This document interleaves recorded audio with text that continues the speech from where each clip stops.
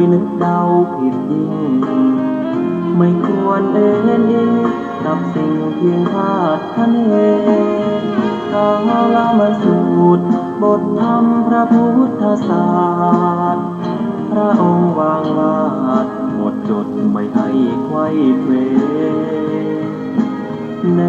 วคิดตามเหตุผลปนเปอาจมีโยเยเชื่อไปอาจไม่แน่นอนว่า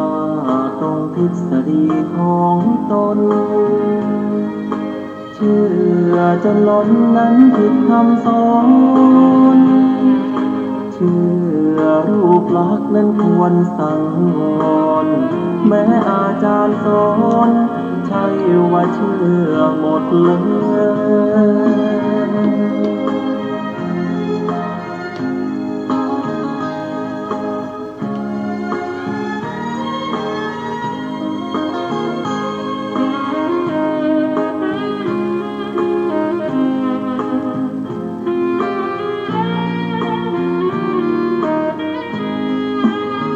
กาลมาสูตรบทธรรมพระพุทธศา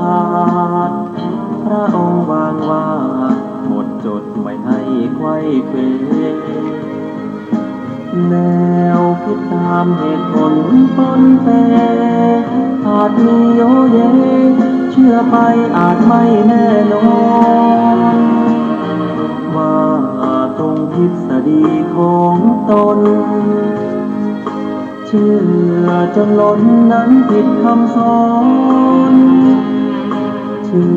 อรูปลักษณ์นั้นควรสังวรแม้อาจารย์สอนใช่ว่าเชื่อหมดเลย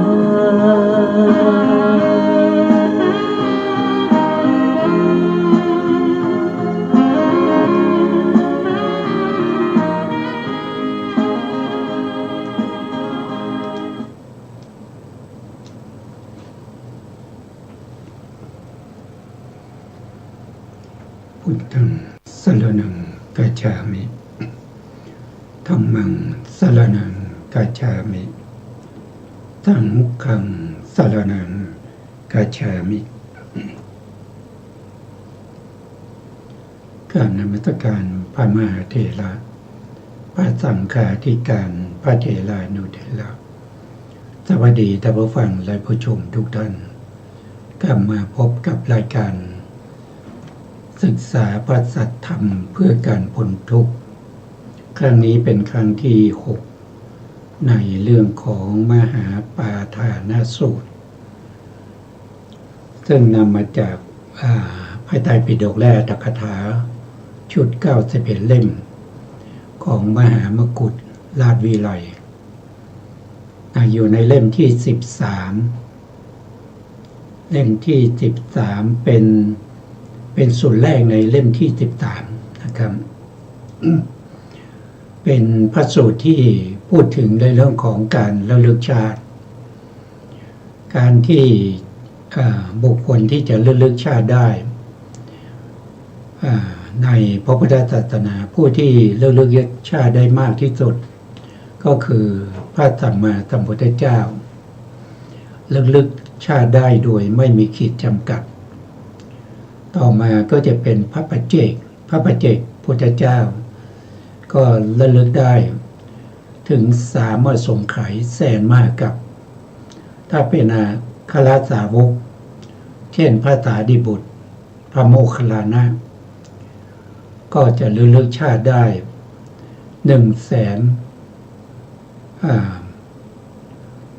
1 อสงไขยกับแสนกัปถ้าเป็นอสีติมหาสาวกทั่วไปก็ระลึกชาติได้100,000 มหากัปส่วนบุคคลที่อยู่นอกพระพุทธศาสนาหรือบุคคลที่อยู่ในพระพุทธศาสนาแต่ก็ยังเป็นปุถุชนอยู่ก็ระลึกได้ไม่เกิน40 มหากัปสูงสุดก็40 มหากัปมีทั้งในพระพุทธศาสนาแล้วก็นอกพระพุทธศาสนาตามสมควรแก่บุคคลนะครับผู้ที่จะระลึกชาติได้จะต้องเป็นผู้ที่มี ปัญญาที่เรียกว่ากัมมสกตาปัญญาเป็นปัญญาเบื้องต้นในทางพระพุทธศาสนาคือรู้และเข้าใจแล้วก็เชื่อนะครับในเรื่องของกรรมและผลของกรรมอันนี้ก็เป็นเรื่องของการระลึกชาติแต่เรื่องนี้เกิดขึ้นก็เพราะว่าภิกษุทั้งหลายสนทนากันในเรื่องของการระลึกชาติได้พระองค์จึงแสดงการระลึกชาติของพระองค์ไปในพระพุทธเจ้าในอดีต7พระองค์ด้วยกันมีตั้งแต่พระวิปัสสีสัมมาสัมพุทธเจ้าท่านเป็นพระพุทธเจ้าในเมื่อ91กัปที่แล้วและต่อมาก็เป็นพระพุทธเจ้าสิกขีพระพุทธเจ้าเวสสภู แล้วก็มาในโลกของเราใบนี้ในภัตตกัปนี้ก็จะมีพระพุทธเจ้ากักุสันโธพระพุทธเจ้าโกนาคามนะพระพุทธเจ้ากัสสปะนะครับนี้ก็เป็นพระพุทธเจ้า7พระองค์นะครับที่ล่วงลับไปแล้วนะครับปัจจุบันก็เป็นพระพุทธเจ้าของเราก็คือโคตมะในอนาคตก็จะมีพระพุทธเจ้าอีก1องค์สำหรับภัตตกัปนี้นะก็คือโลกใบนี้ก่อนที่โลกและจักรวาลแสนโกฏจักรวาลจะถูกทำลายด้วยไฟนะก็จะมีพระเจ้าอีก1พระองค์ก็คือพระศรีอริยเมตไตรก็จะมาอุบัติแต่ยังอีกยาวนานนะครับยังอีกยาวนานไม่สามารถที่จะนับจำนวนปีได้ว่าจะมาในปีไหนนะครับเป็นอาสงไขยปีนะครับอันนี้ก็เป็นเรื่องที่จะมีขึ้นในอนาคตนะเพื่อจะไม่ให้เสียเวลานะครับครั้งที่แล้วเนี่ยท่านอาจารย์กันดาท่านได้สาธยายในเรื่องของปฏิจจสมุปบาทไปบ้างแล้วนะวันนี้เราก็จะมาต่อนะครับก่อนอื่นเราก็จะให้ท่านผู้ฟังและผู้ชมได้เข้าใจในเรื่องขององค์ปฏิจจสมุปบาทก่อนนะครับ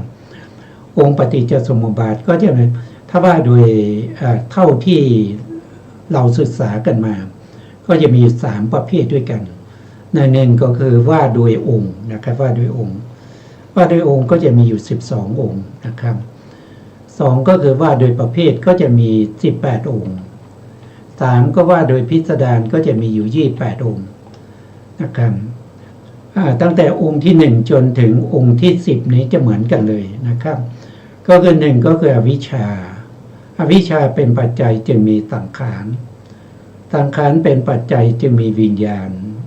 เป็นปัจจัยจึงมีนามรูปเป็นปัจจัยจึงมีสลายตนะเป็นปัจจัยจึงมีผัสสะเป็นปัจจัยจึงมีเวทนา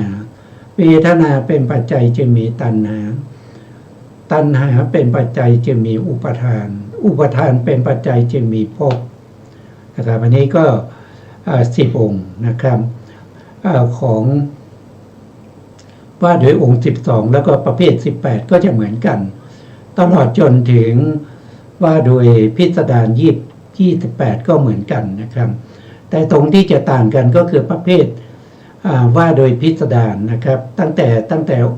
องค์ที่10เนี่ยท่านก็จะแยกมาอีกนะครับแยกมาก็จะเป็นองค์ที่11ก็คือได้แก่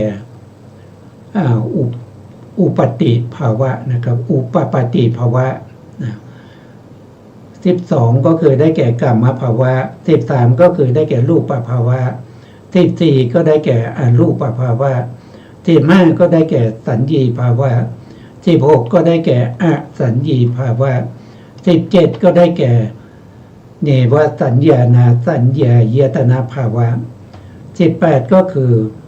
เอกโวกาลภาวะ19ก็คือจตุโวกาลภาวะ20ก็จะได้แก่ปัญจโวกาลภาวะอันนี้ก็เป็นประเภทที่เป็นพิสดารต่อไปก็จะเหมือนกันนะครับทั้งที่องค์12ก็จะมีชาติเป็นปัจจัยให้เกิดชรามรณะว่าโดยประเภท18ก็เหมือนกันนะก็จะมีชาติเป็นปัจจัยให้เกิดชรา นะครับ แล้วก็มรณะโตกะปริเทวะทุกขะนะครับโทมนัสแล้วก็อุปายาตะส่วนของปฏิจจสมุปบาทโดยพิสดารก็จะเป็นองค์ที่21ก็คือชาติ22ก็คือชรา23ก็คือมรณะ24ก็คือโศกะ25ก็คือปริเทวะ26ก็คือทุกขะ27ก็คือโทมนัสสะ28ก็คืออุปายาตะก็คือความคับแค้นใจนะครับนี่ก็เป็นองค์แห่งปฏิจจสมุปบาทนะครับต่อไปเราก็จะเรียนเชิญอาจารย์กันดาท่านได้สาธยายต่อจากครั้งที่แล้วนะครับเชิญครับอาจารย์ครับกราบนมัสการพระคุณเจ้าพระเถรานุเถระและสวัสดีท่านที่รับฟังและรับชมอยู่ทางบ้านนะคะต่อจากคราวที่แล้ว ดูก่อนภิกษุทั้งหลายต่อแต่นั้นพระวิปัสสีโพธิสัตว์ทรงพระดำริว่ามีเมื่ออะไรมีอยู่หนอผัสสะจึงมีผัสสะมีเพราะอะไรเป็นปัจจัยภิกษุทั้งหลายครั้งนั้นแลการตรัสรู้ด้วยปัญญาว่าเมื่อสลายตนะมีอยู่ผัสสะจึงมีผัสสะมีเพราะสลายตนะเป็นปัจจัยดังนี้ได้มีแล้วแก่พระวิปัสสีโพธิสัตว์เพราะทรงกระทำไว้ในพระทัยโดยอุบายอันแยบคาย ดูก่อนภิกษุทั้งหลายต่อแต่นั้นพระวิปัสสีโพธิสัตว์ทรงพระดำริว่าเมื่ออะไรมีอยู่หนอสลายตนะจึงมีสลายตนะมีเพราะอะไรเป็นปัจจัยภิกษุทั้งหลายครั้งนั้นแลการตรัสรู้ด้วยปัญญาว่าเมื่อนามรูปมีอยู่สลายตนะจึงมีสลายตนะมีเพราะนามรูปเป็นปัจจัยดังนี้ได้มีแล้วแก่พระวิปัสสีโพธิสัตว์เพราะทรงกระทำไว้ในพระทัยโดยอุบายอันแยบคายดูก่อนภิกษุทั้งหลายต่อแต่นั้นพระวิปัสสีโพธิสัตว์ทรงพระดำริว่าเมื่ออะไรมีอยู่หนอนามรูปจึงมีนามรูปมีเพราะอะไรเป็นปัจจัยภิกษุทั้งหลายครั้งนั้นแลการตรัสรู้ด้วยปัญญาว่าเมื่อวิญญาณมีอยู่นามรูปจึงมีนามรูปมีเพราะวิญญาณเป็นปัจจัยดังนี้ได้มีแล้วแก่พระวิปัสสีโพธิสัตว์เพราะทรงกระทำไว้ในพระทัยโดยอุบายอันแยบคายค่ะครับผมนะครับก็พูดถึงเรื่องของการเวียนว่ายตายเกิดนะครับการเวียนว่ายตายเกิดที่เป็นไปในวัฏสงสารก็มีเหตุมีผลสืบเนื่องกันนะครับสืบเนื่องกันโดยแห่งองค์แห่งปฏิจจสมุปบาทนี้นะครับการที่เรามีชีวิตนะครับก็มาจากไหน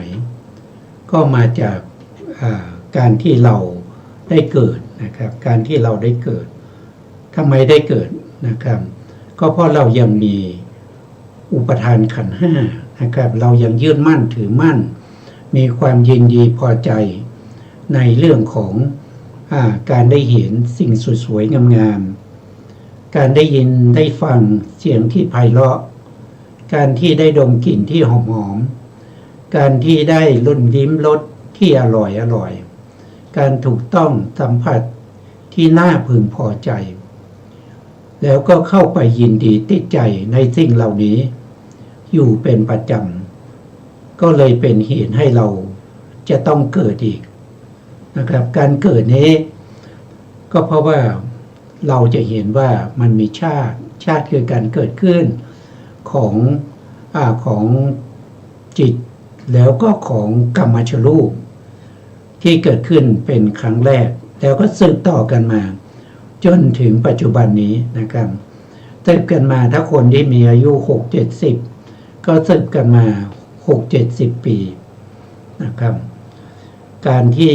เป็นอย่างนี้ก็เพราะว่าเรามีตัณหาอันนี้ก็เป็นเบื้องต้นนะครับเป็นเบื้องต้นที่เราจะทำความเข้าใจต่อไปนะครับส่วนรายละเอียดต่อไปก็เรียนเชิญอาจารย์ท่านได้สาธยายต่อครับเชิญครับอาจารย์ครับดูก่อนภิกษุทั้งหลายต่อแต่นั้นพระวิปัสสีโพธิสัตว์ทรงพระดำริว่าเมื่ออะไรมีอยู่หนอวิญญาณจึงมีวิญญาณมีเพราะอะไรเป็นปัจจัยภิกษุทั้งหลายครั้งนั้นแลการตรัสรู้ด้วยปัญญาว่าเมื่อนามรูปมีอยู่วิญญาณจึงมีวิญญาณมีเพราะนามรูปเป็นปัจจัยดังนี้ได้มีแล้วแก่พระวิปัสสีโพธิสัตว์เพราะทรงกระทำไว้ในพระทัยโดยอุบายอันแยบคายดูก่อนภิกษุทั้งหลายต่อแต่นั้นพระวิปัสสีโพธิสัตว์ทรงพระดำริว่าวิญญาณนี้ย่อมกลับเวียนมาแต่นามรูปหาใช่อย่างอื่นไม่โดยความเป็นไปเพียงเท่านี้สัตว์โลกพึงเกิดบ้างพึงแก่บ้างพึงตายบ้างพึงจุติบ้างพึงอุบัติบ้างความเป็นไปนั้นคือวิญญาณมีเพราะนามรูปเป็นปัจจัยนามรูปมีเพราะวิญญาณเป็นปัจจัยสลายตนะมีเพราะนามรูปเป็นปัจจัยตัณหามีเพราะสลายตนะเป็นปัจจัยเวทนามีเพราะผัสสะเป็นปัจจัยตัณหามีเพราะเวทนาเป็นปัจจัยอุปทานมีเพราะตัณหาเป็นปัจจัยภพมีเพราะอุปทานเป็นปัจจัยชาติมีเพราะภพเป็นปัจจัยชรามรณะโสกปริเทวะทุกขโทมนัสและอุปาญาตย่อมมีพร้อมเพราะชาติเป็นปัจจัยความเกิดขึ้นแห่งกองทุกข์ทั้งมวลนี้ย่อมมีด้วยประการฉะนี้ค่ะครับผมคำนี้ก็การที่พระโพธิสัตว์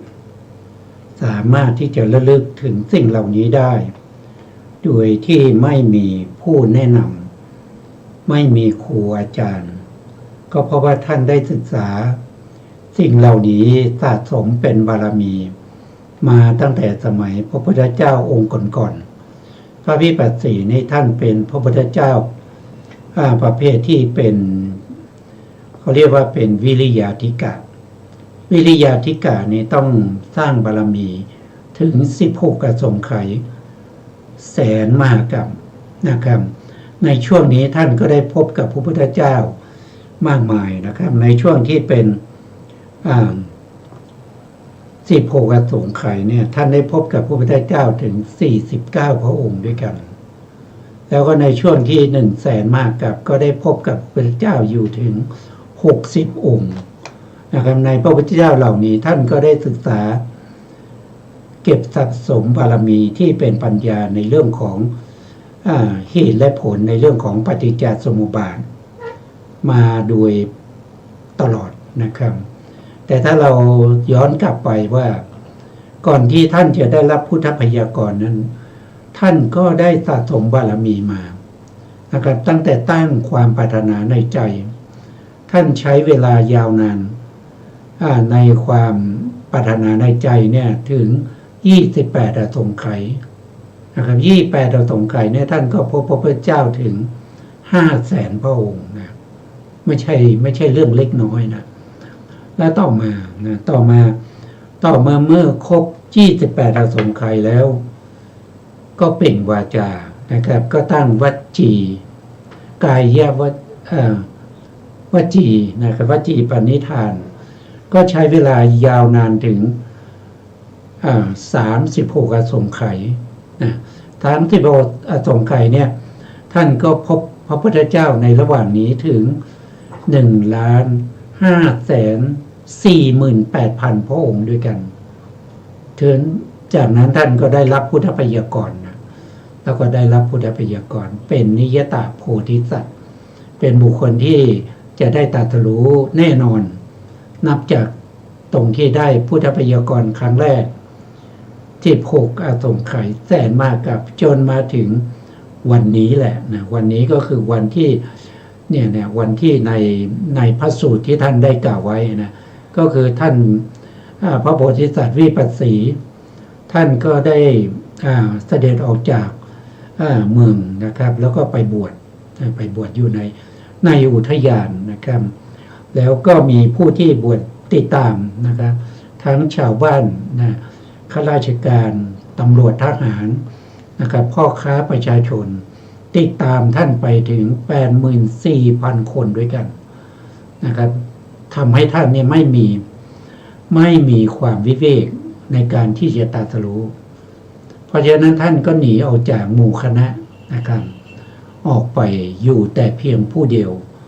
แล้วในคืนนั้นท่านก็สามารถที่จะพิจารณาปฏิจจสมุปบาทนะก่อนที่จะพิจารณาปฏิจจสมุปบาทนี้ท่านก็ได้เจริญอานาปานสตินะเจริญสมถะก็คืออานาปานสติก็คือกำหนดลมหายใจเข้าออกนะครับจนปฐมฌานนี้ท่านได้อภิญญาที่เรียกว่าเป็นมุเพนิวาสานุสติญาณคือระลึกชาติได้โดยไม่มีขีดจำกัดอันนี้ได้ในปฐมยามพอในทุติยในมัชฌิมยามนะครับมัชฌิมยามเนี่ยท่านก็ได้วิชาที่สองนั่นก็คือจุตูปปาตญาณก็คือรู้อนาคตญาณก็คือรู้ว่าคนนี้ตายจากนี้ไปเกิดที่ไหนตายจากตรงนั้นไปเกิดต่อที่ไหนอย่างนี้นะครับทั้งของพระองค์แล้วก็ทั้งของสัตว์ทั้งหลายถ้ามีคำถามมาว่าของพระองค์เนี่ยท่านรู้ได้ยังไงท่านก็รู้ว่าชาตินี้เป็นชาติสุดท้ายความเกิดต่อไปไม่มีนะครับความเกิดที่จะเกิดต่อไปไม่มีอีกแล้วชาตินี้เป็นชาติสุดท้ายที่ท่านจะได้ตรัสรู้เป็นพระพุทธเจ้าแล้วท่านก็จะปรินิพพานไม่มีการเกิดอีกต่อไปเพราะฉะนั้นปฏิจจสมุปบาทนะครับอวิชชาปัจจยาสังขาราปัจจยาวิญญาณังวิญญาณปัจจยานามะรูปังเหล่านี้ก็จะดับหมดของพระองค์ก็จะดับหมดก็จะไม่มีอีกนะครับอันนี้เป็นอะไรก็คือเป็นหนทางในการดำเนินของพระโพธิสัตว์เพื่อความเป็นพระพุทธเจ้าทั้งหลายก็ต้องเป็นไปแบบนี้นะครับต่อไปเราก็จะฟังอาจารย์ท่านได้สาธยายต่อนะครับเชิญครับอาจารย์ครับดูก่อนภิกษุทั้งหลายจักษุญาณปรีชาความรู้แจ้งชัดแสงสว่างว่าสมุทัยหรือเหตุเกิดขึ้นพร้อมๆดังนี้ได้เกิดขึ้นแล้วแก่พระวิปัสสีโพธิสัตว์ในธรรมทั้งหลายที่พระองค์มิได้สดับมาแล้วในการก่อนเลยดูก่อนภิกษุทั้งหลายครั้งนั้นแลพระวิปัสสีโพธิสัตว์ได้ทรงพระดำริว่าเมื่ออะไรไม่มีเล่าหนอชราและมรณะจึงไม่มีเพราะอะไรดับชราและมรณะจึงดับภิกษุทั้งหลายครั้งนั้นแลการตรัสรู้ด้วยปัญญาว่าเมื่อชาติไม่มีชราและมรณะย่อมไม่มีเพราะชาติดับชราและมรณะจึงดับดังนี้ได้มีแล้วแก่พระวิปัสสีโพธิสัตว์เพราะทรงกระทำไว้ในพระทัยโดยอุบายอันแยบคายดูก่อนภิกษุทั้งหลายต่อแต่นั้นพระวิปัสสีโพธิสัตว์ทรงพระดำริว่าเมื่ออะไรไม่มีเล่าหนอชาติจึงไม่มีเพราะอะไรดับชาติจึงดับภิกษุทั้งหลายครั้งนั้นแลการตรัสรู้ด้วยปัญญาว่าเมื่อภพไม่มีชาติย่อมไม่มีเพราะภพดับชาติจึงดับดังนี้ได้มีแล้วแก่พระวิปัสสีโพธิสัตว์เพราะทรงกระทำไว้ในพระทัยอันโดยอุบายอันแยบคายดูก่อนภิกษุทั้งหลายต่อแต่นั้นพระวิปัสสีโพธิสัตว์ทรงพระดำริว่าเมื่ออะไรไม่มีเล่าหนอภพจึงไม่มีเพราะอะไรดับภพจึงดับภิกษุทั้งหลายครั้งนั้นแลการตรัสรู้ด้วยปัญญาว่า เมื่ออุปทานไม่มีภพย่อมไม่มีเพราะอุปทานดับภพจึงดับดังนี้ ได้มีแล้วแก่พระวิปัสสีโพธิสัตว์เพราะทรงกระทำไว้ในพระทัยโดยอุบายอันแยบคายค่ะอันนี้ก็เป็นเขาเรียกว่าเป็นนิโรธาวาระนะครับปฏิจจสมุปบาทนี้จะมีส่วนที่เป็นอนุโลมนะอนุโลมก็คือการเกิดสืบต่อกันไปเรื่อยๆนะครับอย่างเช่นมีอวิชชาเป็นปัจจัยจึงมีสังขารเป็นปัจจัยจึงมีวิญญาณเป็นปัจจัยจึงมีนามรูปอย่างนี้เป็นต้นนะแต่ถ้าเป็นนิโรธาวาระเนี่ยก็จะย้อนกลับนะครับ ก็จะเริ่มตั้งแต่เบื้องต่ำสุดนั้นก็คือชรามรณะโตกะปริเทวะทุกขะโทมนัสอุปายาสะเหล่านี้ไม่มีเพราะอะไรดับก็เพราะว่าชาติดับใช่ไหมครับชาติคือความเกิดดับเมื่อความเกิดเนี่ยไม่มีแล้วความแก่จะมีที่ไหนชราจะมีที่ไหนมรณะคือความตายจะมีได้ยังไงเมื่อมันไม่มีความเกิดมันไม่มีชาติคือความเกิดเมื่อไม่มีชาติชรามรณะก็คือความแก่ความตายโศกะก็คือการโศกะก็คือความโศกนะครับความโศกโศกะปริเทวะก็คือความพิไรลำพันธ์ปริเทวะทุกขะก็คือทุกข์โทมนัสก็คือทุกข์ใจอุปายาตะก็คือความคับแค้นใจพวกนี้มันมาจากไหนก็มันมาจากชาติไงเมื่อชาติไม่มีสิ่งเหล่านี้มันจึงไม่มีนะครับอันนี้ก็เป็นประเภทที่เราเรียกว่าเป็นนิโรธาวาระคือสายดับนั่นเองแล้วชาติมันมาจากไหนแล้วชาติจะดับเนี่ยมันดับได้ยังไงชาติจะดับได้ก็คือต้องไม่มีภพเนี่ยไม่มีภพคืออะไรก็คือที่เวียนว่ายตายเกิดของสัตว์ทั้งหลายของบุคคลคนนั้นนะครับอย่างเช่นภพที่เป็นอบายสัตว์ภพที่เป็นมนุษย์เป็นเทวดาเป็นพรหมเป็นอรูปภพอย่างเนี้ยเมื่อภพไม่มีสำหรับคนคนนั้นแล้วคนนั้นจะไปเกิดที่ไหนมันก็ไม่มีภพเกิดเพราะเขาไม่มีภพ30ภพเนี่ยไม่มีสำหรับเขาแล้วมันจึงไม่มีชาตินะครับเมื่อภพไม่มีจึงไม่มีชาติแล้วภพมันมาจากไหนนะครับภพเนี่ยมันจะดับได้ยังไงจะดับภพได้ยังไงนะครับท่านก็บอกว่าการที่จะดับภพนั้นก็คือต้องดับอุปทานคือความยึดมั่นถือมั่นในสิ่งต่างๆนะครับในสิ่งต่างๆว่านี้รูปของเรานะครับเราเป็นรูปเป็นเรานี้เป็นอัตตาของเราลูกของเราภรรยาของเราสามีของเราบ้านของเรารถของเรานะครับที่ดินของเราต้นไม้ของเราวัดนี้ของเราศาลานั้นของเราเนี่ยมันมีแต่ความยึดมั่นถือมั่นอย่างนี้มันเป็นเหตุให้เกิดมีภพเป็นปัจจัยให้เกิดชาติเป็นปัจจัยให้เกิดชรามรณะต่อไปถ้าเราดับเสียซึ่งความยึดมั่นเหล่านี้มันก็จะไม่มีภพแล้วอุปทานมาจากไหนอุปทานก็มาจากตัวตัณหาคือความยินดีพอใจในสิ่งต่างๆทั้งหลายนะครับตัณหามากขึ้นก็เป็นอุปทานนะตอนแรกเป็นตัณหาแต่ตัณหามีกำลังมากขึ้นก็กลายเป็นอุปทานถ้าตัณหาดับก็ต้องอาศัย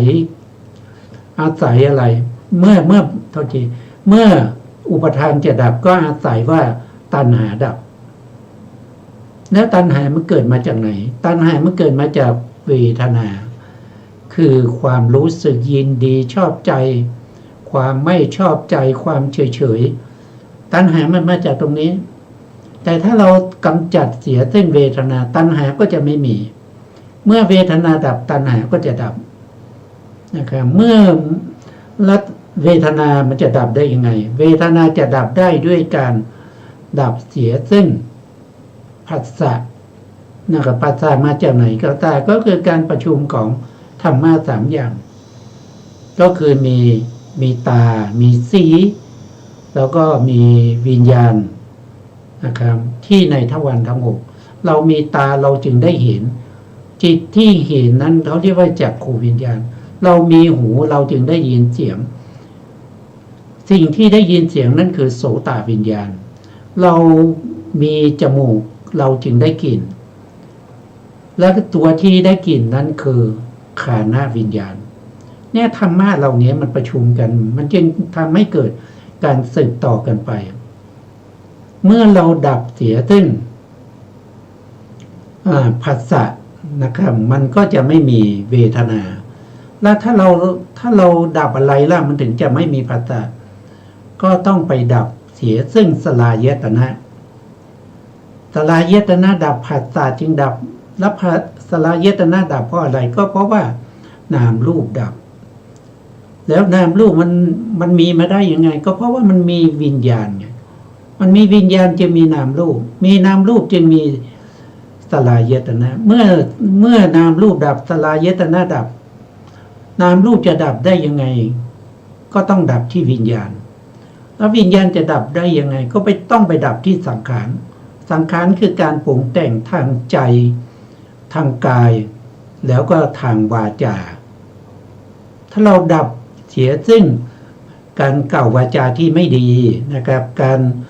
รทำการงานที่ไม่ดีแล้วเราก็นึกคิดแต่สิ่งดีๆนะครับที่เป็นเหตุเป็นปัจจัยให้ได้วิปัสสนาญาณเพราะฉะนั้นสังขารทั้งหลายเหล่าที่จะเป็นเหตุให้วิญญาณเกิดก็จะดับนะครับแล้วสังขารมาจากไหนสังขารก็มาจากอวิชชาคือความไม่รู้นะครับอันนี้ก็เป็นรากแก้วของสังสารวัฏอวิชชาเป็นรากแก้วนะครับแล้วก็มีตัณหาเป็นผู้แสดงโดยมีอวิชชาเป็นตัวกำกับการแสดงให้มีการเป็นไปในวัฏสงสารถ้าเราดับอวิชชาได้วัฏสงสารทั้งหมดจะดับเลยหรือว่าเราดับตัณหาได้วัฏสงสารทั้งหมดก็จะดับอันนี้ก็เป็นเรื่องของปฏิจจสมุปบาทนะครับต่อไปก็จะเรียนเชิญอาจารย์ท่านได้สาธยายต่อครับเชิญครับอาจารย์ครับดูก่อนภิกษุทั้งหลายต่อแต่นั้นพระวิปัสสีโพธิสัตว์ทรงพระดำริว่าเมื่ออะไรไม่มีเล่าหนออุปทานจึงดับภิกษุทั้งหลายครั้งนั้นแลการตรัสรู้ด้วยปัญญาว่าเมื่อตัณหาไม่มีอุปทานย่อมไม่มีเพราะตัณหาดับอุปทานจึงดับดังนี้ได้มีแล้วแก่พระวิปัสสีโพธิสัตว์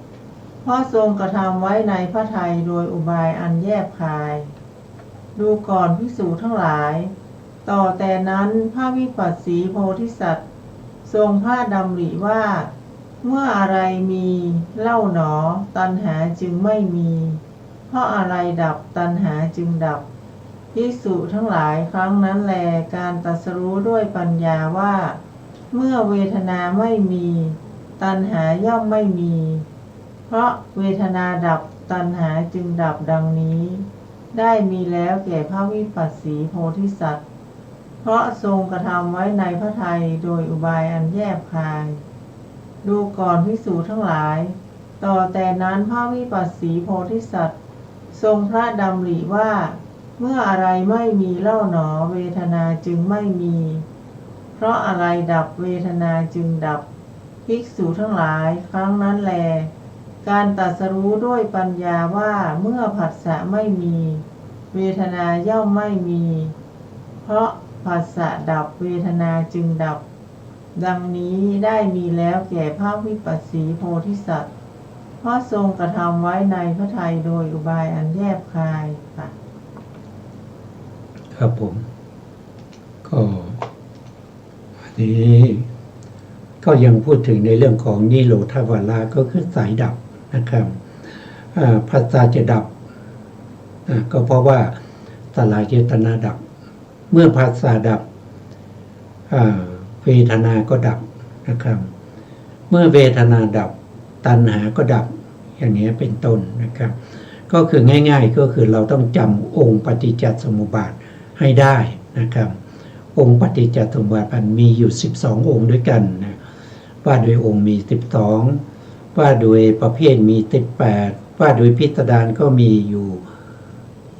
28นะครับตามที่ได้กล่าวไปเมื่อต้นรายการนะครับสิ่งเหล่านี้มันเป็นสิ่งที่มันเป็นโดยธรรมชาติไม่มีใครสร้างมันขึ้นมาไม่มีใครที่จะมากำกับบังคับบัญชาว่าอวิชชาคุณต้องเกิดนะอวิชชาต้องเป็นไปนะเพื่อให้สังขารได้เกิดเพื่อให้ได้การทำดีทำชั่วได้เกิดนะครับไม่มีใครที่จะมาสั่งการได้มันเป็นโดยธรรมชาติของสัตว์ทั้งหลายมันมีมาตั้งแต่ไหนอเนกชาติไม่รู้จะเริ่มมาตั้งแต่ไหนแล้วก็จะไม่รู้ว่าจะไปสิ้นสุดที่ไหนสำหรับปุถุชนผู้ยังไม่มีศรัทธาในพระรัตนตรัยนะครับเรื่องของสิ่งเหล่านี้พระธรรมคำสั่งสอนของพระเจ้าในเรื่องของขันธ์อายตนะธาตุอินทรีย์สัจจะแล้วก็ปฏิจจสมุปบาทเนี่ยมีเฉพาะในพระพุทธศาสนานี้เท่านั้นนะครับศาสนาอื่นไม่มีเพราะฉะนั้นศาสนาอื่นจึงไม่สามารถที่จะคิดค้นหาความรู้ความเข้าใจในการที่จะสิ้นภพสิ้นชาติไม่ต้องเวียนว่ายตายเกิดไม่มีแต่สั่งสอนให้เป็นคนดีระดับของความเป็นเทวดาบางทีก็ไปถึงพรหม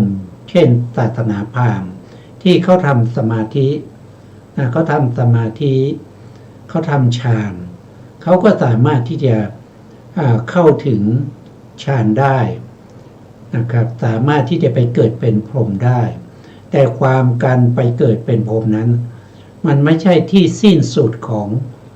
ภพชาติมันไม่ใช่ที่สิ้นสุดของความสุขที่ถาวรเหมือนกับความสุขของพระนิพพานพระนิพพานเป็น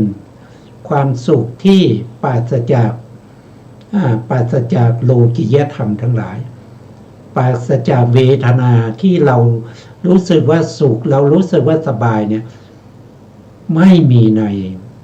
นพระนิพพานแต่พระนิพพานนั้นเป็นความสุขที่ยิ่งกว่านั้นเขาเรียกว่าเป็นสันติลักขณังนะครับพระนิพพานเป็นความสุขที่เหนือกว่าความสุขที่เป็นสุขเวทนาทุกขเวทนาโสมนัสเวทนาโทมนัสเวทนาหรืออุเบกขาเวทนาเวทนาเหล่านี้มันเป็นไปในโลกียธรรมนะครับมันไม่สามารถที่จะเข้าถึงความเป็นพระนิพพานได้นะครับเพราะพระนิพพานเนี่ยเขาไม่ใช่โลกิยธรรมเขาเป็นโลกุตตรธรรมพระนิพพานเป็นอสังคตธรรมไม่ใช่สังคตธรรมที่ถูกปรุงแต่งด้วยปัจจัยพระนิพพานไม่มีสิ่งใดมาปรุงแต่งพระนิพพานเป็นสภาพที่เที่ยงแท้แน่นอนไม่มีการเกิดไม่มีการดับพระนิพพานเป็นสภาวะที่เป็นสุขนะพระนิพพานไม่ใช่ทุกข์นะครับแต่พระนิพพานเป็นอนัตตานี่คือจุดมุ่งหมายของพระพุทธศาสนานะครับวิธีการที่จะไปถึงก็ต้องดำเนินไปตามนี้นะครับก็คือต้องรู้ในเรื่องของเหตุผลเรื่องของปฏิจจสมุปบาทนะครับต่อไปครับอาจารย์ครับดูก่อนภิกษุทั้งหลายต่อแต่นั้นพระวิปัสสีโพธิสัตว์ทรงพระดำริว่าเมื่ออะไรไม่มีเล่าหนอผัสสะจึงไม่มีเพราะอะไรดับผัสสะจึงดับภิกษุทั้งหลายครั้งนั้นแล การตรัสรู้ด้วยปัญญาว่าเมื่อสลายตนะไม่มีผัสสะย่อมไม่มีเพราะสลายตนะดับผัสสะจึงดับดังนี้ได้มีแล้วแก่พระวิปัสสีโพธิสัตว์เพราะทรงกระทำไว้ในพระทัยโดยอุบายอันแยบคายดูก่อนภิกษุทั้งหลายต่อแต่นั้นพระวิปัสสีโพธิสัตว์ทรงพระดำริว่าเมื่ออะไรไม่มีเล่าหนอสลายตนะจึงไม่มีเพราะอะไรดับสลายตนะจึงดับภิกษุทั้งหลายครั้งนั้นแลการตรัสรู้ด้วยปัญญาว่าเมื่อนามรูปไม่มีสลายตนะย่อมไม่มีเพราะนามรูปดับสลายตนะจึงดับดังนี้ได้มีแล้วแก่พระวิปัสสีโพธิสัตว์เพราะทรงกระทำไว้ในพระทัยโดยอุบายอันแยบคายครับผมต่อไปก็อันนี้ก็เป็นการตรัสรู้ของพระโพธิสัตว์นะครับที่จะเป็นพระพุทธเจ้าในภพสุดท้ายของพระโพธิสัตว์หลังจากนั้นก็จะไม่มีฐานะเป็นพระโพธิสัตว์จะมีฐานะใหม่ก็คือฐานะของความเป็นพระพุทธเจ้านะครับฐานะของความเป็นพระพุทธเจ้าก็ต่างกับพระโพธิสัตว์นะครับเพราะพระโพธิสัตว์นี่เขาเป็นปุถุชนนะเป็นปุถุชนยังเป็นผู้ที่ต้องเวียนว่ายตายเกิดแต่เมื่อได้ตรัสรู้แล้วก็เป็นพระพุทธเจ้าทำลายเสียซึ่งกองแห่งตัณหาทั้งหลายกองแห่งอวิชชาทั้งหลายทั้งตัณหาและอวิชชาถูกกำจัดโดยไม่มีเหลือเมื่อตัณหาและอวิชชาถูกกำจัดโดยไม่มีเหลือในขันธสันดานของพระโพธิสัตว์พระโพธิสัตว์นั้นก็ได้เป็นพาริยบุคคลตามสมควรแก่ความปรารถนาของพระโพธิสัตว์บางประเภทก็เป็นพระสาวกนะครับบางประเภทก็เป็นพระปัจเจกบางประเภทก็เป็นสัมมาสัมพุทธเจ้านะความแตกต่างกันของพระสัมมาสัมพุทธเจ้ากับพระปัจเจกนั้นพระสัมมาสัมพุทธเจ้าเมื่อตรัสรู้แล้วสามารถที่จะนำเอาสิ่งที่ตัวเองตรัสรู้มาบัญญัติมาแต่งตั้งมาเปิดเผยมาบัญญัติเป็นพระธรรมคำสั่งสอนให้ผู้อื่นได้ศึกษาเล่าเรียนแล้วก็ตรัสรู้ตามได้แต่ถ้าเป็นพระปัจเจกตรัสรู้เองไม่มีครูอาจารย์แต่ไม่สามารถที่จะตั้งศาสนาของตัวเองขึ้นมาได้เพราะไม่สามารถจะสอนให้ผู้อื่นได้ตรัสรู้ตามนะครับแต่ถามว่าตรัสรู้เหมือนกับพระพุทธเจ้าไหมถ้าว่าโดยอริยสัจสี่ก็เหมือนกันเลยนะครับไม่มีแตกต่างกันแต่ของพระพุทธเจ้านั้นท่านสร้างบารมีมากกว่าพระปัจเจกแล้วก็ท่านมีสัพพัญญุตญาณนะครับไม่เหมือนกับปัจเจกพระปัจเจกเขาสร้างบารมีน้อยนะครับจึงไม่สามารถที่จะบัญญัติแต่งตั้งพระพุทธศาสนาของพระปัจเจกได้มีแต่พระสัมมาสัมพุทธเจ้าเท่านั้นนะครับที่จะตั้งพระพุทธศาสนาเป็นของตัวเองแล้วก็สั่งสอนบุคคลอื่นให้ตรัสรู้ตามได้นะครับต่อไปครับอาจารย์ครับดูก่อนภิกษุทั้งหลายต่อแต่นั้นพระวิปัสสีโพธิสัตว์ทรงพระดำริว่าเมื่ออะไรไม่มีเล่าหนอนามรูปจึงไม่มีเพราะอะไรดับนามรูปจึงดับภิกษุทั้งหลายครั้งนั้นแลการตรัสรู้ด้วยปัญญาว่าเมื่อวิญญาณไม่มีนามรูปย่อมไม่มีเพราะวิญญาณดับนามรูปจึงดับดังนี้ได้มีแล้วแก่พระวิปัสสีโพธิสัตว์เพราะทรงกระทำไว้ในพระทัยโดยอุบายอันแยบคายดูก่อนภิกษุทั้งหลายต่อแต่นั้นพระวิปัสสีโพธิสัตว์ทรงพระดำริว่าเมื่ออะไรไม่มีเล่าหนอวิญญาณจึงดับภิกษุทั้งหลายครั้งนั้นแล การตรัสรู้ด้วยปัญญาว่าเมื่อนามรูปไม่มี วิญญาณย่อมไม่มี เพราะนามรูปดับ วิญญาณจึงดับดังนี้ ได้มีแล้วแก่พระวิปัสสีโพธิสัตว์ เพราะทรงกระทำไว้ในพระทัยโดยอุบายอันแยบคายค่ะ ครับผมครับพระวิปัสสีท่านเห็นนะครับ ท่านเห็นด้วยปัญญาว่าวิญญาณจะดับเนี่ยก็คือนามรูปดับ นามรูปคืออะไรนะครับ นามรูปในที่นี้ก็คือนามนี้ก็คือหมายถึงเจตสิกนะเจตสิกมีอยู่52ดวงนะครับ เจตสิก52ดวงนี้แบ่งเป็น3อย่างก็คือเป็นประเภทที่เป็นอัญญสมานาเจตสิก13หมายถึงเจตสิกที่สามารถที่จะประกอบกับจิตที่เป็นอกุศลก็ได้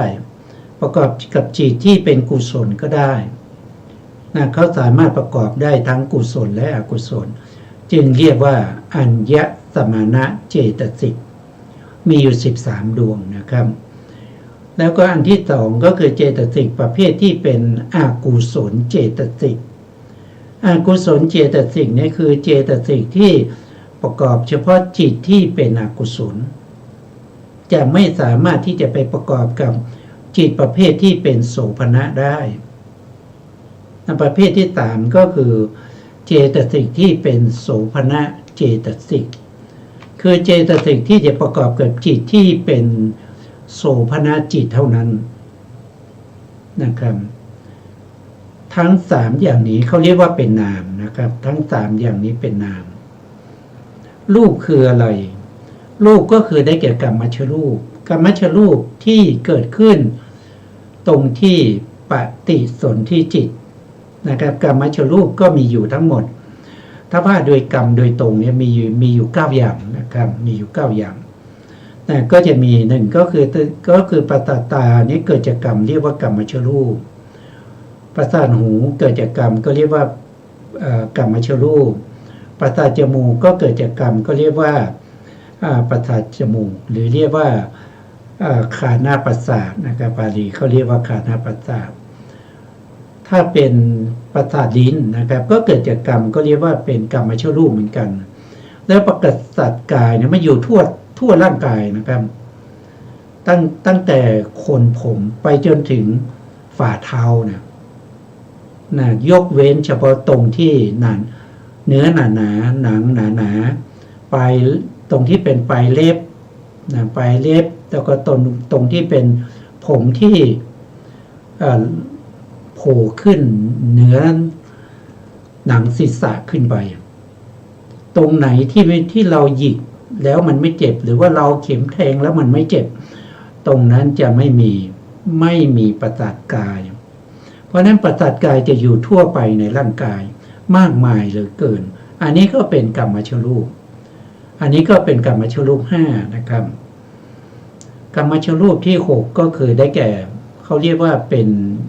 สภาวะของความเป็นผู้หญิงเรียกว่าอิทธิภาวะ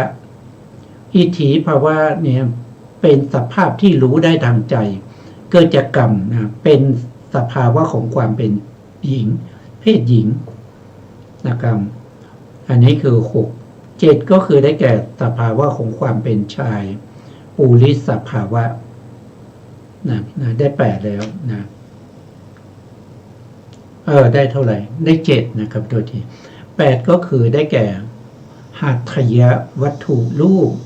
หัตถยวัตถุรูปเป็นที่อาศัยเกิดของจิตและเจตสิกจิตและเจตสิกอาศัย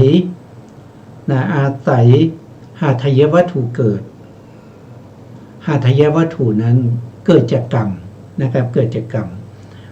อันนี้เรียกว่าเป็นกรรมชรูปที่8กรรมชรูปที่9ก็คือได้แก่ชีวิตนวกกลาเป็นรูปชีวิตที่รักษาไว้ซึ่งกรรมชรูปรักษา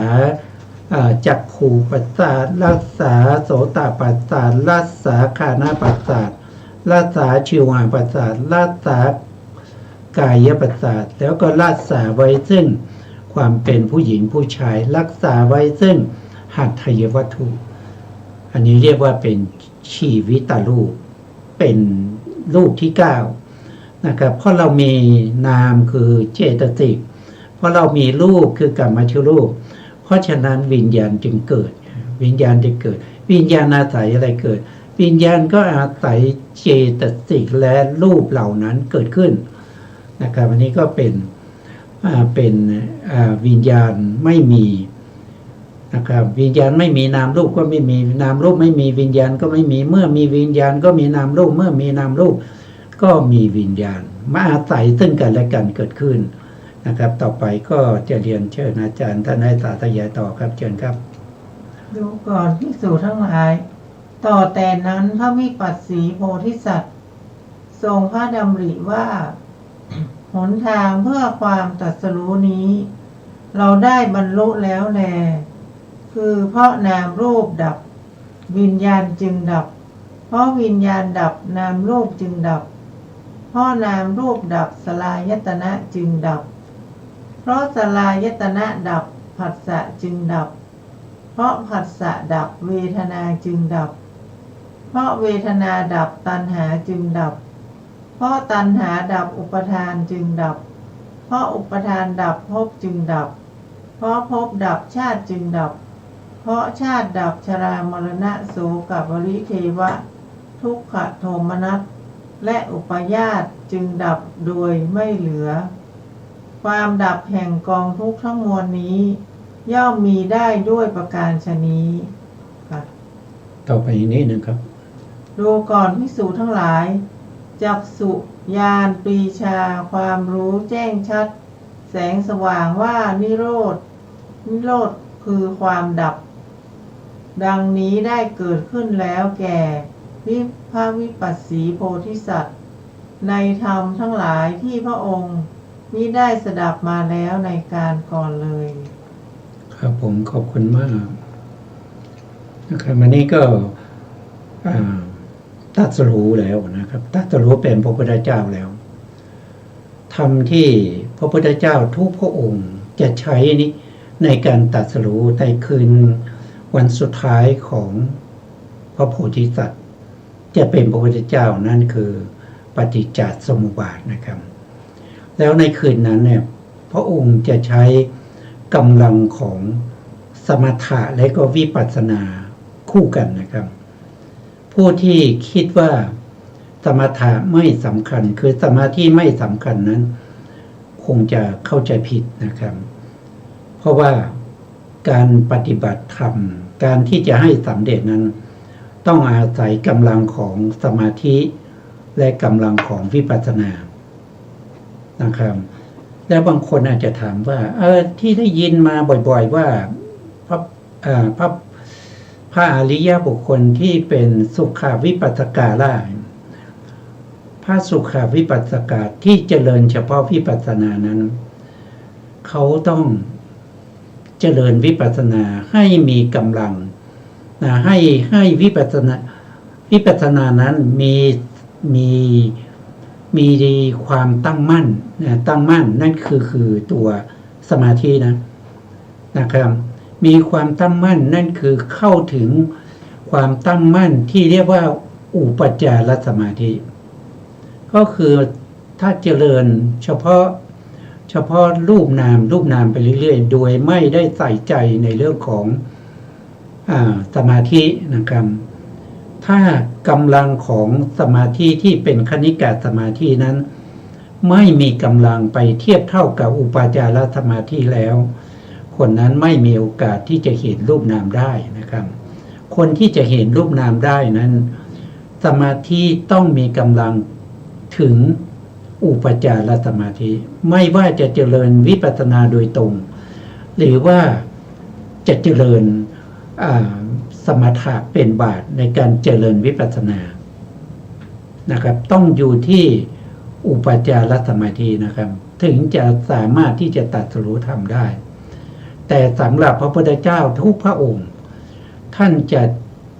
เจริญอานาปานสตินะครับในคืนวันที่จะตรัสรู้นั้นเจริญอานาปานสติให้ได้บุพเพนิวาสานุสติญาณแล้วก็ให้ได้มาซึ่ง จุตูปปาตญาณก่อนนะครับแล้วท่านถึงจะเจริญปฏิจจสมุปบาทเมื่อเจริญปฏิจจสมุปบาทด้วยกำลังของสมาธิที่เกิดจากอานาปานสติกันนั้น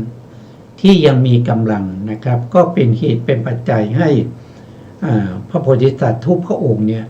สามารถที่จะมีปัญญา